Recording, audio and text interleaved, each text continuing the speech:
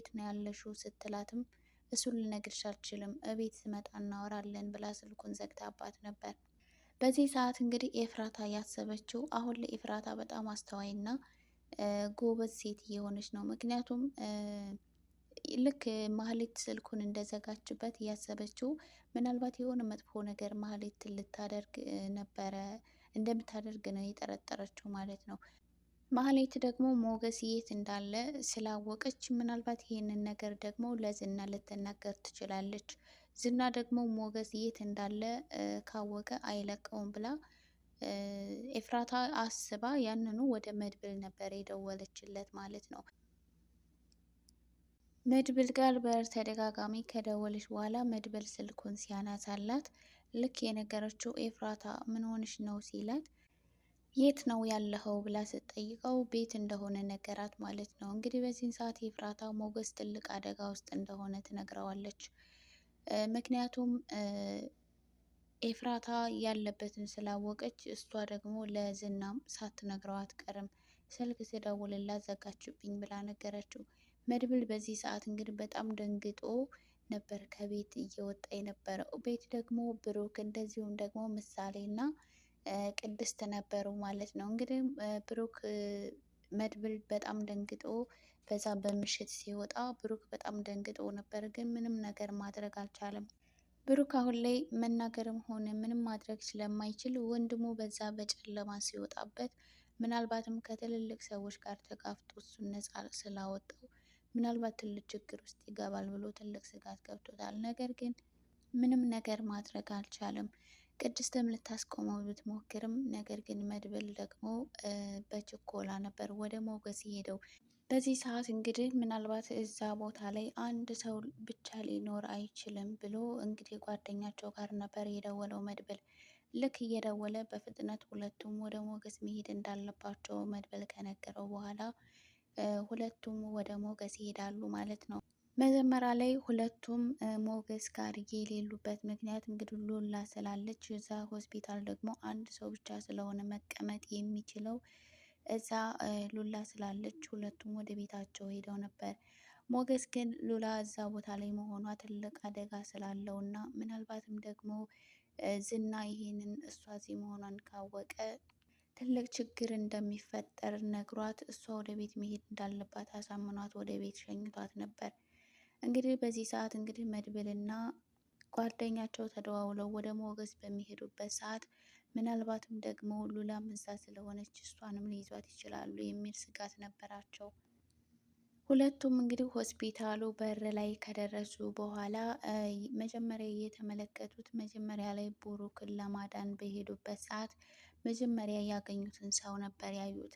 ስለዚህ ምናልባትም ደግሞ ብዙ ሰው ሊሆኑ ይችላሉ ብለው እኔ እሱን አዘናጋልሃለሁ ወይም ይዝልሃለሁ አንተ ወደ ውስጥ ግባ ብሎ መድብል ወደ ውስጥ ሲገባ ይሄኛው ጓደኛው ደግሞ በር ላይ ያለውን ሰው ይይዘዋል። በዛን ሰዓት እንግዲህ በር ላይ ያለው ሰው ስልክ መደወልም ሆነ ምንም አይነት መረጃ መናገር አልቻለም። ምክንያቱም ተይዘው ስለነበር ምንም ማድረግ አልቻለም። መድብልም እንግዲህ ወደ ሞገስ እየገሰገሰ ሲገባ ማህሌት ትራሱ ላይ የሆነ መድኃኒት ነስነሳ ልታፍነው ስትል መጣ። በዚህ ሰዓት እንግዲህ ማህሌት ብሎ መድብል ይጮህና እንቅ አድርጎ ይዛታል። በዚህ ሰዓት እንግዲህ ሞገስ ይነቃል። ማህሌትንም ከያዛት በኋላ ቆይ አንቺ ሰው ግን መቼ ነው የምትቀየሪው? በማለት መድብል ይጮህባታል። አንቆም ሊገላት ይቃጠዋል። ነገር ግን እኔ በአንቺ ምክንያት እስር ቤት መግባት አልፈልግም። ቆይ አንቺ ችግርሽ ምንድን ነው? ደግሞ ሞገስ ምን አደረገች? ችግርሽ ከብሩክ ጋር አይደለም እንዴ? በማለት እንግዲህ ያስጠነቅቃታል ማለት ነው። አረ እኔ ምንም ላደርግ አልነበረም እኮ ላየው ነው የመጣሁት። በዛ ላይ ደግሞ ትራሱን ላስተካክልለት ነበር ብላ ማስተባበያ ታቀርባለች። ለዛ ነዋ ከግብረ አበሮችሽ ጋር የመጣሽው በማለት መድብል ይናገራል። ቆይ በዚህ ሰዓት ለብቻ የሆንከው ሉላ የት ሄዳ ነው ብሎ መድብል ይናገራል። እንግዲህ መድብል ሳያውቀው ይሄንን ነገር ሲናገር እንግዲህ ማህሌት ተሰምታለች። ዝና የሚያውቀው ሉላ እዚህ ከተማ እንደሌለች እና ከዚህ እንደሄደች ነው። ምክንያቱም በፊት እየተከታተላት የነበረው በአካውንቷ ስለነበር አሁን ላይ ደግሞ ምንም አይነት እንቅስቃሴ እያደረጉ ስላልሆነ ስለ ሉላ ምንም አይነት መረጃ ማግኘት አልቻለም። ስለዚህ የሚያውቀው ከሀገር እንደወጣች ነው። በዚህ ሰዓት እንግዲህ ሞገስ ይህንንም ነገር አላስተዋለውም። ምክንያቱም በጣም ደንግጦም ስለነበረ ስለ ሉላ በማህሌት ፊት መወራቱን ምንም ልብ አላለውም። በዚህ ሰዓት እንግዲህ ማህሌትም ተደናግጣ ከዛ ትወጣለች። ከዛ በኋላ ወደ ዝና ጋር ደውላ ይህ ነገር እንዳልተሳካላቸው ትነግረዋለች። ዝናም በጣም ይናደድና እኔ መስማት የምፈልገው ተሳክቷል የሚል ብቻ ነው ብይሽ ነበር እኮ ይላታል። አይ አልተሳካም፣ መድብል መጣብኝ አለችው። እንዴት እሱ ሊመጣ ቻለ? እሱን አላውቅም፣ ግን ደግሞ ላንተ ጥሩ ዜና አለኝ አለችው። እሱ ደግሞ ምንድን ነው ሲላት፣ ሉላ ዜና ያለችው አለችው። ዝናም በዚህ ሰዓት እንዴት ሊሆን ይችላል? እስከ ዛሬ እዚህ ሆና ነው ማለት ነው ስለ እሷ ምንም ነገር ያላወቅኩት በማለት ወይኔ ያበበ ድመሳ ልጅ በማለት እንግዲህ ይናደዳል። እንግዲህ ዝና አሁን ላይ እየተረዳ ያለው ምንም አቅም እንደሌለውና አቅመ ቢስ እንደሆነ ነው። ምክንያቱም አሁን ላይ እነ ዝና እየተሸነፉ እነ መድብል ደግሞ እያሸነፉ ነው። አሁን ላይ ካሌብ ለዝናም ትልቅ ማስጠንቀቂያ ሰጥቶታል። ይሄ ሁሉ ነገር የመጣው በአንተ ምክንያት ነው። እኛ እስከ ዛሬ ስንት ስራዎችን ስንሰራ እንደዚህ አይነት ኪሳራም ሆነ እንደዚህ አይነት ውርደት ገጥሞንም አያውቅም በማለት ለዝና ማስጠንቀቂያ ይሰጠዋል። ዝና አሁን ላይ በጣም እየተናደደ ነው። ቆይ ማህሌት ወደዛ ሆስፒታል እንደሄደች በዚህ በጨለማ ማን ሊነግረው ቻለ? ለመድብል እንዴት አወቀ? ይህ ለነሱ በጣም ትልቅ ጥያቄ ሆኖባቸዋል። ምክንያቱም ይህንን ነገር የሚያውቁት እነሱ ብቻ ናቸው። ከእነሱ ውጭ ማንም ሰው አያውቅም።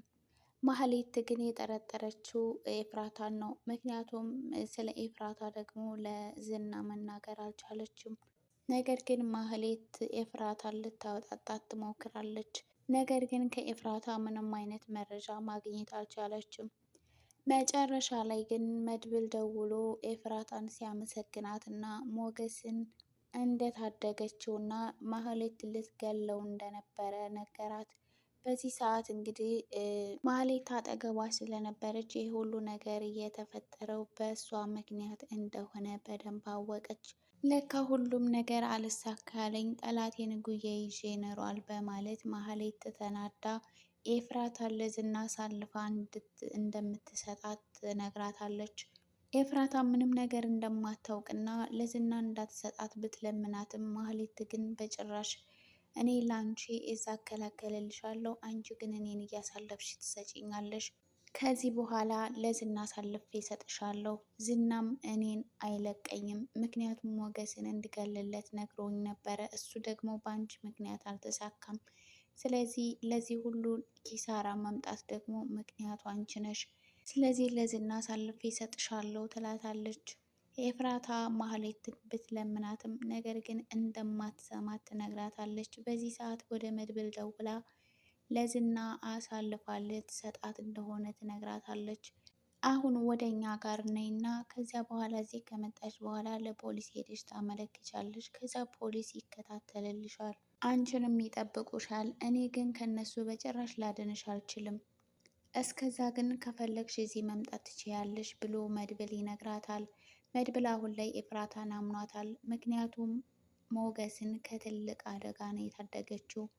ደም ብትለግሰውም በበር ነው። ነገር ግን ይህንን ነገር ያደረገችው ምናልባት ኤፍራታ ተቀይራም ሊሆን ይችላል ብሎ ስላሰበ ኤፍራታ ወደ እነሱ ቤት እንድትመጣና ከዛ በኋላ ለፖሊስ ሄዳ እንድታመለክት ያደርጋታል።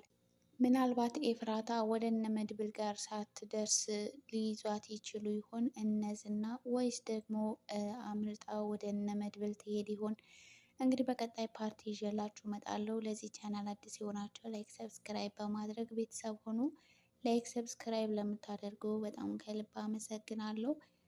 በቀጣይ ቪዲዮ እስከምንገናኝ ለሁላችሁም ባላችሁበት ዓለም ዳርቻ የእግዚአብሔር ሰላም ይብዛላችሁ።